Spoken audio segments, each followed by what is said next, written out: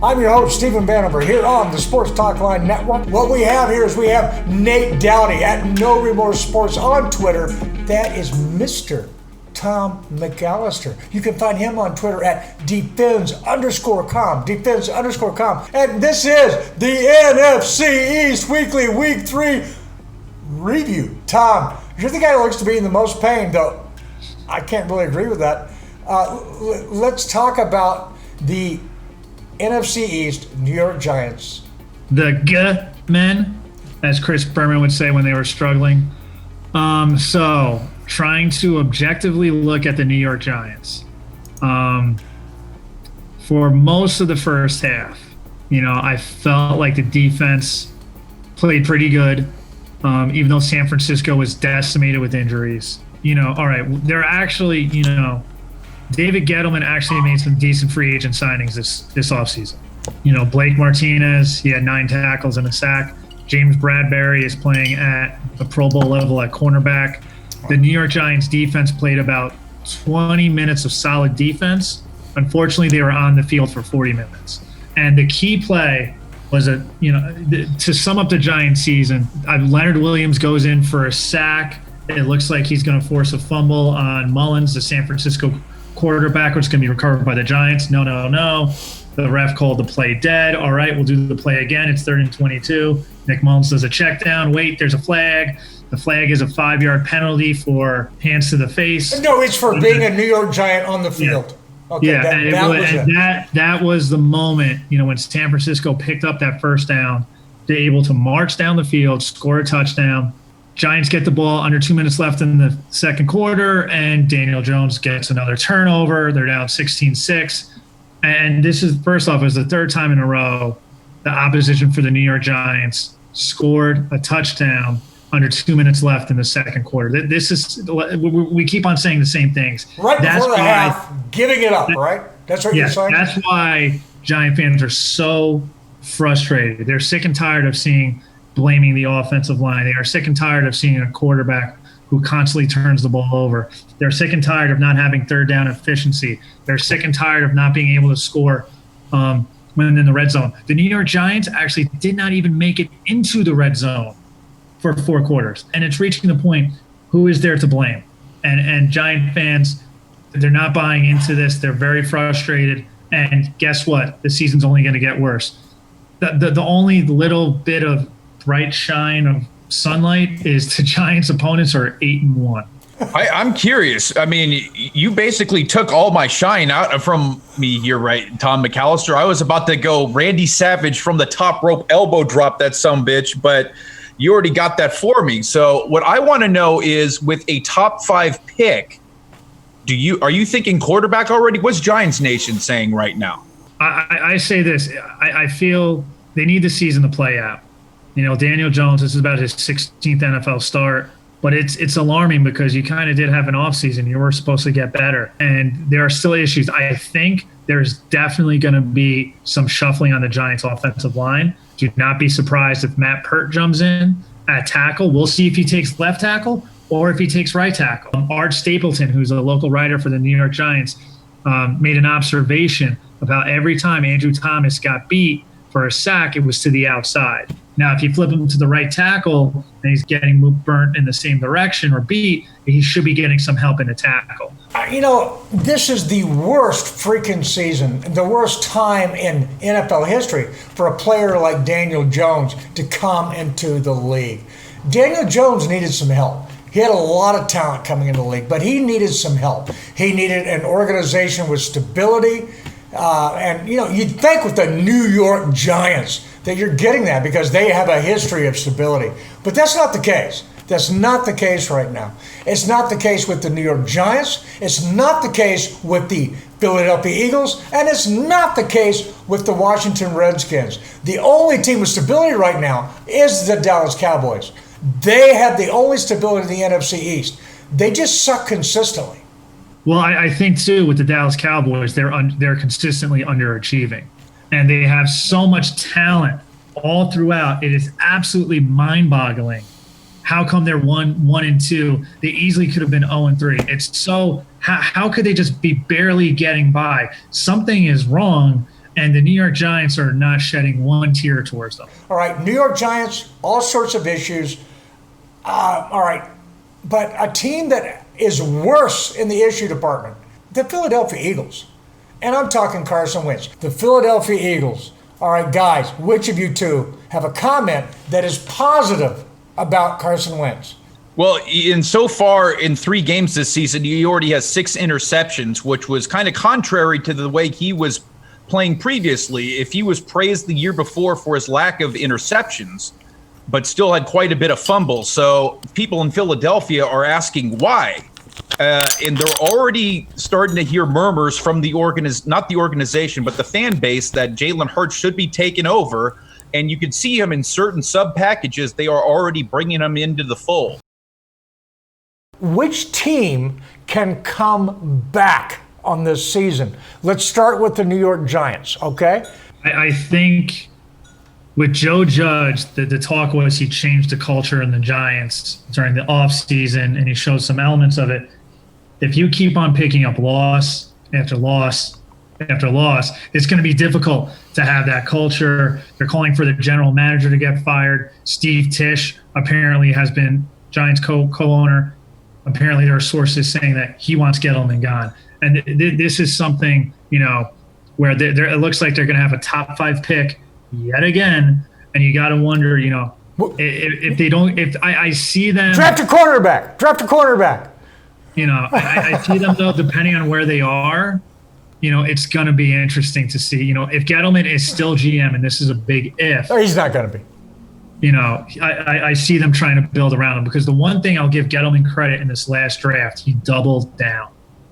Yes. He didn't try to just get one guy to fix the position. He tried to get 2. So he had a draft vision, didn't he? I saw the vision in this last draft. I totally did. It didn't work out, but I liked what Gettleman. I saw where Gettleman was going, and I think that I agreed with it being a solution, or at least a move in the right direction for the New York Giants team. Would you? I totally agree. And, the secondary has played a lot better than what people thought. The linebacker core has gotten better. It's just offensively, they need to get it together. Okay, well, now, conversely, Nate, all right, I'll look at you. We're talking the Philadelphia Eagles at this point. I mean, who goes first? The coach or the GM? Because this team is a clusterfuck. Well, neither of them go. That's the thing. This is Philadelphia. You have to remind her, these same people won them a Super Bowl several years back. Yes. And they're still celebrating the Super Bowl in Philadelphia. I think since the Super Bowl win, they're about 19, 18, and 2, I believe. That's with 2 ties. And 6 or 8 of those losses have either come from the victories have come from the New York Giants or the Washington football team. So they're beating the wins they do have. They're beating up on bad teams. So they're still celebrating the Super Bowl hangover, and they're wondering where they could generate offense. That's really where their big issue is. They invested a lot on the defensive line. They're banged up on the offensive line. That's hurting them. They still got Alshon Jeffrey out. Deshaun Jackson can't stretch the field like he once did. Their first-round pick is kind of a clone of Deshaun Jackson, but still, they can't threaten anyone down the field. They're running a lot of 12 personnel, which is their double tight end set. So how are they really going to threat anyone down the field? And Carson Wentz looks like a kind of a shell of himself. And the defense is getting older, isn't it? Yeah, particularly on the defensive line. And they miss Frank Reich. Carson Wentz hasn't been the same player since Frank Reich left for the Indianapolis Colts several years ago. Agreed. But, Carson Wentz hasn't been the same player since he was drafted. Okay? Well, Carson Wentz, once he blew out that knee, he hasn't been the same. And you got to think, too, here you are, you're a top draft pick, you're the franchise guy, your team misses you so much, they win the Super Bowl. He hasn't been the same since the other guy won the Super Bowl. That's it. That is the history of Carson Wentz. That's what's going to be on his gravestone. The guy is an afterthought. All right. Now, could he have been a solid quarterback in the NFL? He's got the skill set, but for whatever reason, it's in his head right now, and the guy is a loser. That's my take. Prove me wrong, But look at the record, and yeah, you can't. Okay, so that's the way that is. But the Dallas Cowboys have the same freaking problem. And the problem is they can't win. And they can't win because of... They can't get out of their own way. That's really it. I mean, you look at the turnovers in the beginning of the first half. They've been abysmal on special teams. If you look at what set up the safety was the dropped kick. But there is some good news here. If you're looking on the offensive line, which need help in the worst way possible, Joe Looney got benched in the first quarter for Tyler Biotish, fourth-round pick from Wisconsin, took in and filled up at the center position, and he's going to hold on to that sumbitch for at least 5 to 7, maybe even 10 years. Yeah, and I love that move. It's not that Looney was playing bad, it's that the other guy was playing better. And go ahead, Tom, but before you do, I want to point out that the rookie Steele at right tackle was not benched for poor play. He was benched for food poisoning. Yeah. He lost something like 10 pounds over the course of the last few days. And he played in the game, and he was dying, man. And they finally just had to let him sit down. I mean, so Steele is solid at right tackle. Now, I love what we're doing at center. But, Tom, you had your hand up. Yeah, I guess my question, which no one has brought up yet, we talked about in the green room a little bit. Jerry Jones went out and called out Dak Prescott after the Seahawks loss. So, Jerry Jones basically said, that's why Dak Prescott isn't Patrick Mahomes, who is the highest paid NFL quarterback ever. And he's not even a Tony Romo. So, fake how do you respond? News. Oh, come on now. He's a Tony Romo. He keeps us in the game, and then we lose. I mean, how much more Tony Romo can you be? But what I don't like about this, and what I have to acknowledge about this is why the Dallas Cowboys are losing, is because their owner picks this moment to enter into contract negotiations. And that's what he's doing. He's entering into contract negotiations.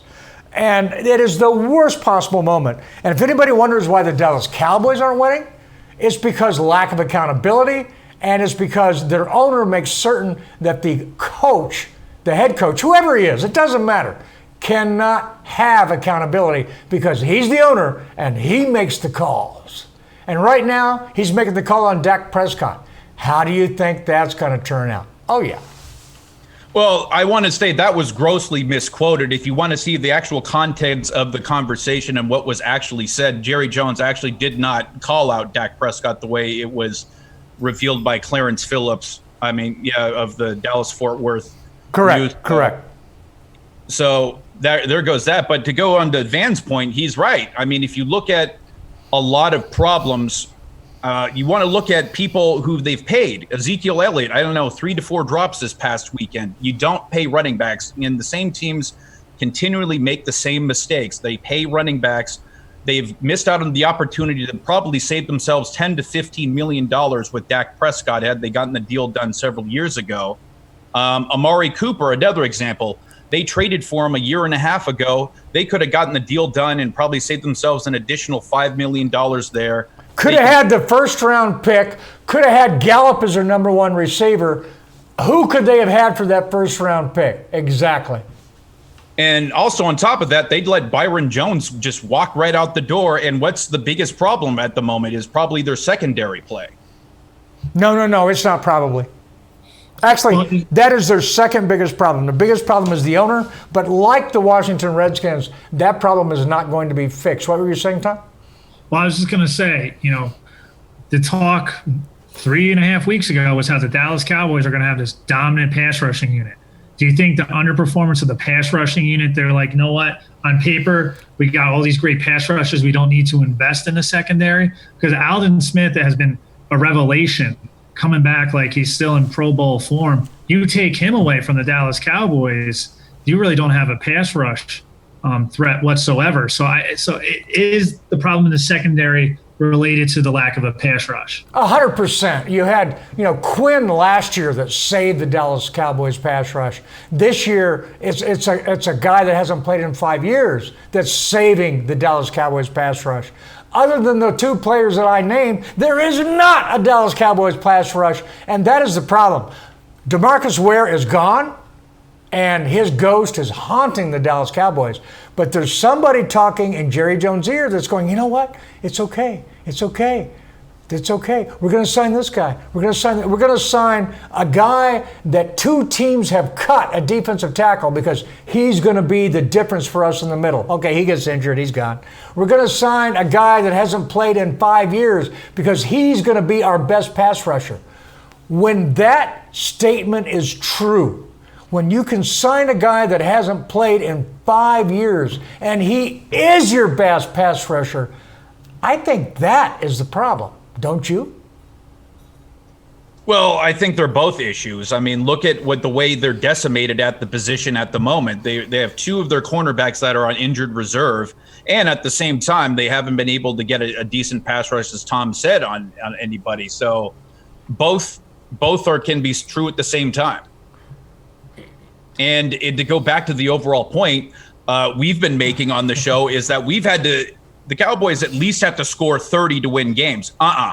They have to score 40 to win games. Unless they're playing Atlanta. Okay, good call. You got me on that one. They had to score. Right. Well, they did have to score 40 to beat Atlanta. That's true. They just had to score, because they didn't count some of those points. Right. And so it is what it is. Now, all right, it's the NFC East. We have one team to talk about before we sign off here. The Washington football team. Their defense has talent. But I tell you what, the guy that I am the saddest to hear is not going to play for the rest of the season in the NFC East is Chase Young. Is he done for the season? Possibly. I knew he was hurt. Possibly. I mean, my goodness, their pass rush is for real, isn't it, Tom? Well, I think, it would be sad with Chase Young, but I do believe there's a quarterback controversy brewing with potentially maybe Alex Smith coming back over Dwayne Haskins. Now, could this be an example of where you bring out your future franchise quarterback too quickly and then you give up to him, boom. Too quickly. Alex Smith had a horrific injury, wish him the best of luck. He came back. I think it would be a feel-good story. So feel-good story, Washington football team aren't words that go together that much. But I definitely think, this could cause another thing where it shows how dysfunctional Washington is. Yes. Like you just drafted Dwayne Haskins. You made him your guy. And now you're already replacing him with someone who was on the roster beforehand, just injured. So you got to wonder and about is that. never going to be the man. I mean, Alex Smith is a solid NFL quarterback. He's done a lot of really good things. I have a lot of respect for him. I mean, if anybody thinks they can do better than Alex Smith, trot your ass out there, okay? but that's not the case. And he is an incredible player, but he's not an elite NFL quarterback, is he, Tom? No, he's not. He's someone with the 49ers. He has like the game manager reputation. Right. Where he can go out and, he can be good enough if you have the right pieces around him. You're going to need to have a very powerful running game for him to be successful. He could be okay in the right system. Right. I don't see him, he's not the person if you ask him, all right, 2 minutes, you're down 4, ball at your 20-yard line. He's not going to be the quarterback of choice. Tom, NFC, we're talking New York Giants. Mm-hmm. You got a quarterback there that's got a lot of pressure on him. It's legitimate to ask, is the team ready to move on from him? I don't think they should be. I think Daniel Jones has a future in the NFL. What I'm asking you is his future with the New York Giants? I think it's going to be Joe Judge's decision. I really think, Judge is bringing in the quote Giants way, which kind of has been eroded with the work ethic. And guys were playing hard for the most part in the first 3 weeks, I would say, at least 2.5, maybe game 3 till the 49ers just broke their back. So it's definitely going to be something, it also depends on their draft position because the Giants have a lot of needs. It's not like they're just a quarterback away. And their GM. If they get a new GM, I think at that point, Daniel Jones is in the win. Yeah. If it could also be, too, let's look at Daniel Jones, because one play that I thought was great from Daniel Jones was, I believe it was a third down. San Francisco came off sides. He has a free play, hits Darius Slayton with a back shoulder throw, picks it up. Yeah. I'm like, you know what? That's great. Daniel Jones can make the throws. They're running him more often. I like that. Jason Garrett had him out there, and they were running them, and I did not see a negative play when they ran him. Did you? No, but it's also, it could be dangerous. It could be, but you have to try to win the game. Yes. Those were all positive plus plays. So I love the fact that they're running him. But I agree with you. Daniel Jones can make the throws. My thing here is what I see consistently, and I agree that the New York Giants offensive line is better than it was last year. It's still horrible. He still gets so little time to throw the freaking ball. No, in pass protection, they've been okay for the most part. It's the run game where they really struggled, whether you can credit that to Saquon Barkley being hurt.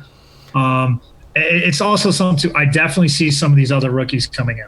And it's also, too, hypothetically, if the Giants have another top 5 draft pick, and they don't, it's not number 1, it's a top 5, and they're in a position to get the best tackle, what they could do is you could draft the left tackle, and then you can move Andrew Thomas over to right tackle. That is a beautiful move, in my opinion. I love that. Thomas has played both, and it could be a thing where in one move you improve 2 positions. Will Hernandez, I think, has been okay, but I really think when you get one weak link in the offensive line, everyone's going to look bad. Do you realize the NFC East could all end up in the top 10 for the next track? I wouldn't be surprised at all, and that would make a very interesting draft party. Freaky. That is freaky, man. This is the NFC East looking back at week 3. It's just a horrible freaking week, wasn't it? Yeah, pretty awful. All right, so look, this is the NFC East. Be sure and check with us because we're going to be going out later in the week. Tom and I are going to be hooking up and be doing the New York Giants Weekly, where we're going to be looking at the next opponent on the Giants list. I'm going to be hooking up with Nate doing the Dallas Cowboys Weekly, where we're going to be doing the same for the Dallas Cowboys. So until then, follow myself on Twitter. You can follow Tom at defends_com. Tom, thank you so much for being here. And before you go, I know this is a football show, but I want to talk to you real briefly if you could fill people up. It's going to be a battle for the Big East, so we're going to focus on Big East basketball. So I'm very excited to get the project started. We already got some people that are going to potentially come on the show, but we don't want to give any spoilers out just yet. Okay, and we got to be sure and sign off here before Nate gets back, because why wouldn't we do that? Okay. You can follow me on Twitter at Stephen Vanover. Before you go, be sure and slap that darn subscribe bell down below. Slap it like you do your kid. Come on, we know you do that. All right, and then hit that little subscribe button. All right, we really appreciate it. Without you, there is no us. And Tom, as we all know, until next time, listen like you play with intensity. Lots of intensity. You got to have the intensity here. Lots and lots of intensity. Thank you. Thank you very much. Bye. See you next week, everybody. NFC East. It will get better.